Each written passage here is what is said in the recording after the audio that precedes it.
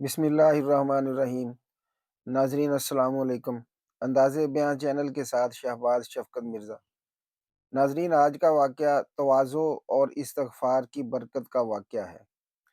ایک سفر کے دوران امام احمد بن حنبل رحمۃ اللہ علیہ کسی شہر میں رات گزارنے کے لیے مسجد میں داخل ہوئے، مگر مؤذن یا خادم مسجد نے انہیں پہچانا نہیں اور کہا، یہاں رات گزارنا منع ہے۔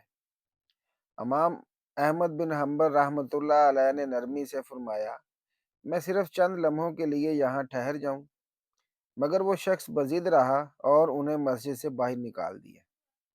امام احمد رحمہ اللہ نے مسجد کے صحن میں لیٹنے کی کوشش کی تو وہاں سے بھی نکال دیا گیا۔ اسی دوران قریب ہی ایک نانبائی موجود تھا۔ اس نے امام احمد کی حالت دیکھی تو کہا، آئیے میرے گھر چلیے، میں آپ کو اپنے ہاں پناہ دیتا ہوں۔ جب امام احمد بن حنبل رحمۃ اللہ علیہ نان بھائی کے گھر پہنچے تو دیکھا کہ وہ شخص ہر وقت استغفر اللہ پڑھ رہا ہے۔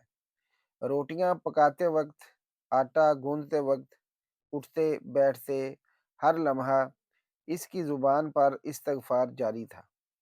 امام احمد رحمہ اللہ نے پوچھا، تمہیں اس کثرت استغفار سے کیا فائدہ ہوا؟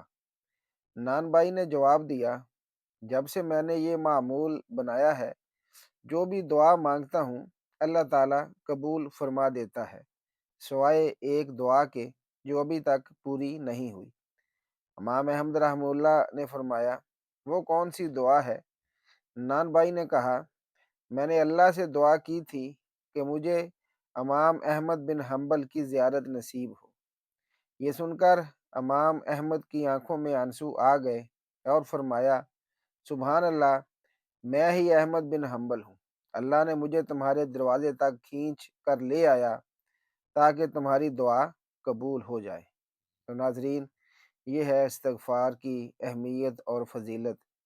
ہم جو اپنا وقت دنیا کی باتوں میں گزارتے ہیں، اس سے بہتر ہے کہ اللہ کا ذکر کریں، اور استغفار کی فضیلت تو ہم نے سن ہی لی۔